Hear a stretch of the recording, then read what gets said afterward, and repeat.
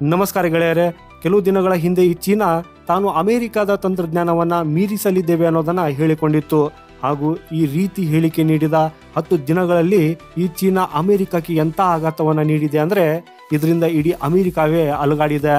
Trump ಚೀನಾಗೆ ಆಘಾತವನ್ನ ನೀಡಿ ಅದರ ಆರ್ಥಿಕತೆಯನ್ನ ಅಲುಗಾಡಿಸುವುದಾಗಿ ಅಂದುಕೊಂಡಿದ್ರು. ಆದರೆ ಚೀನಾ ಬೇರೇನೋ ತಯಾರಿ ನಡೆಸುತ್ತಾ ಕೂತ್ಕೊಂಡಿತ್ತು.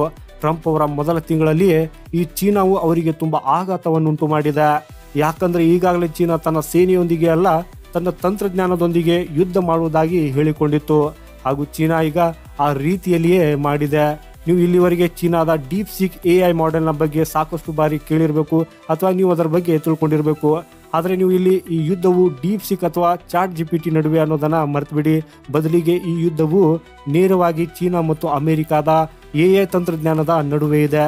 ಅಥವಾ ನೀವು ಹೀಗೂ ಹೇಳಬಹುದು, ಚೀನಾ AI ತಂತ್ರಜ್ಞಾನವು ಅಮೆರಿಕದ ಯಾವುದೇ AI ತಂತ್ರಜ್ಞಾನಕ್ಕಿಂತ ಅಗ್ಗವಾಗಿರುವುದಷ್ಟೇ ಅಲ್ಲದೆ ಇದು ಹೆಚ್ಚು ವೇಗವಾಗಿದೆ ಅನ್ನೋದನ್ನ ಹೇಳಿಕೊಂಡ ತಕ್ಷಣ ಅಮೆರಿಕದ ಷೇರು ಮಾರುಕಟ್ಟೆಯಲ್ಲಿ ಭೂಕಂಪ ಸಂಭವಿಸಿದಂತೆ ಭಾಸವಾಗಿದೆ. ಅಮೆರಿಕದ ದಿಗ್ಗಜ ಮತ್ತು ದೊಡ್ಡ ದೊಡ್ಡ ಕಂಪನಿಗಳ ಬೇರುಗಳೇ ಅಲುಗಾಡಿದವು. ಕೇವಲ ಒಂದು ದಿನದೊಳಗೆ ಅಮೆರಿಕದಲ್ಲಿ AI ತಂತ್ರಜ್ಞಾನಕ್ಕೆ ಸಂಬಂಧಿಸಿದ ಎಲ್ಲಾ ಕಂಪನಿಗಳು ಮೋಡ ಸಿಡಿದು ವಿನಾಶವನ್ನುಂಟು ಮಾಡುವಷ್ಟು ದೊಡ್ಡ ನಷ್ಟವನ್ನ ಅನುಭವಿಸಿದವು. ಒಂದೇ ದಿನದಲ್ಲಿ ಅಮೆರಿಕನ್ ಷೇರು ಮಾರುಕಟ್ಟೆ $1 ಟ್ರಿಲಿಯನ್ ಹೆಚ್ಚು ನಷ್ಟಗೊಳಗಾಯಿತು. ಆಕ್ಚುಲಿ ಚೀನಾ ತನ್ನ ಅಗ್ಗದ ಮತ್ತು ಅತ್ಯಂತ ವೇಗದ AI ತಂತ್ರಜ್ಞಾನದಿಂದ ಇಡೀ ಜಗತ್ತನ್ನ ಆಕರ್ಷಿಸುತ್ತಿದೆ. ಚೀನಾದ ಅಗ್ಗದ AI ತಂತ್ರಜ್ಞಾನದಿಂದಾಗಿ AI ಪ್ರಮುಖ ಕಂಪನಿಗಳ ಷೇರುಗಳು 10% ಕುಸಿದಿವೆ. ಹಾಗೂ ಈಗ ಇಲ್ಲಿ ಚೀನಾ ಅಮೆರಿಕವನ್ನ ಸೋಲಿಸಿದೆ.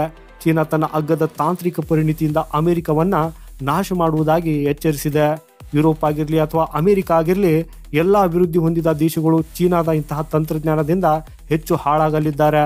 ಯಾಕಂದ್ರೆ ಅಭಿವೃದ್ಧಿ ಹೊಂದಿದ ದೇಶಗಳು ಯಾವುದೇ ವಸ್ತು ಅಥವಾ ಯಾವುದೇ ತಂತ್ರಜ್ಞಾನವನ್ನ ಅಗ್ಗವಾಗಿ ಅಥವಾ ಕಡಿಮೆ ವೆಚ್ಚದಲ್ಲಿ ತಯಾರಿಸುವ ಸಾಮರ್ಥ್ಯವನ್ನ ಕಳೆದುಕೊಂಡಿವೆ. ಈಗ ಚೀನಾದ ಅಗ್ಗದ AI ತಂತ್ರಜ್ಞಾನದ ನಾಶದಿಂದ ಯಾರಾದರೂ ಜಗತ್ತನ್ನ ಉಳಿಸಲು ಸಾಧ್ಯವಾದರೆ ಅದು ನಮ್ಮ ಭಾರತ ಮಾತ್ರ. ಆದರೂ ಭಾರತವು ದೊಡ್ಡ ಸಮಸ್ಯೆಯನ್ನ ಎದುರಿಸುತ್ತಿದೆ. ಚೀನಾದ ಅಗ್ಗದ ಮತ್ತು ಮೋಸದ AI ತಂತ್ರಜ್ಞಾನದಿಂದ ಡೇಟಾವನ್ನ ಕದಿಯುವ ಬೆದರಿಕೆ ಇದೆ. ಆದರೆ ಭಾರತಕ್ಕೆ ಈ ಬೆದರಿಕೆ ಇದ್ದರೂ ಸಹ ಇದನ್ನು ಹೊರತು ಚೀನಾಕ್ಕಿಂತ ಅಗ್ಗದ ಮತ್ತು ಉತ್ತಮ AI ತಾಂತ್ರಿಕ ಸಾಮರ್ಥ್ಯದ ಮೇಲೆ ಕೆಲಸ ಮಾಡಬಹುದಾದ ಏಕೈಕ ದೇಶ ನಮ್ಮ ಭಾರತವಾಗಿದೆ. ಅಮೆರಿಕ ಮತ್ತು ಪಾಶ್ಚಿಮಾತ್ಯ ದೇಶಗಳು ಕೂಡ ಚೀನಾದೊಂದಿಗೆ ಸ್ಪರ್ಧಿಸುವುದಕ್ಕೆ ಸಾಧ್ಯವಿಲ್ಲ. ಯಾಕಂದ್ರೆ ಈ ದೇಶಗಳಲ್ಲಿ ಪ್ರಸ್ತುತ ಸಂಶೋಧನೆ ಮತ್ತು ಅಭಿವೃದ್ಧಿಯಿಂದ ಹಿಡಿದು ತಾಂತ್ರಿಕ ಅಭಿವೃದ್ಧಿಯವರೆಗೆ ಎಲ್ಲವೂ ದುಬಾರಿಯಾಗಿದೆ. ಹಾಗೂ ಈ ಚೀನಾ ತನ್ನ ಅಗ್ಗದ AI ತಂತ್ರಜ್ಞಾನ ಮಾಡಲೊಂದಿಗೆ ಈ ಪಾಶ್ಚಿಮಾತ್ಯ ದೇಶಗಳನ್ನ ತನ್ನ ಮೊಣಕಾಲಿನ ಮೇಲೆ ನಿಲ್ಲಿಸೋದಕ್ಕಾಗಿ ಬಯಸ್ತಾ ಇದೆ. ಸೊ ಗೆಳೆಯರೆ, ಈ ಮಾಹಿತಿ ನಿಮಗೆ ಇಷ್ಟವಾದರೆ ಈ ವಿಡಿಯೋನ ಲೈಕ್ ಮಾಡುತ್ತಾ ನಿಮ್ಮ ಅಭಿಪ್ರಾಯವನ್ನು ಕಮೆಂಟ್ ಮಾಡೋದರ ಮೂಲಕ ತಿಳಿಸಿ. ಸಿಗೋಣ ಮುಂದಿನ ಮತ್ತೊಂದು ಇಂಟ್ರೆಸ್ಟಿಂಗ್ ಮಾಹಿತಿಯೊಂದಿಗೆ. ವಂದೇ ಮಾತರಂ. ಭಾರತ್ ಮಾತಾ ಕಿ ಜೈ.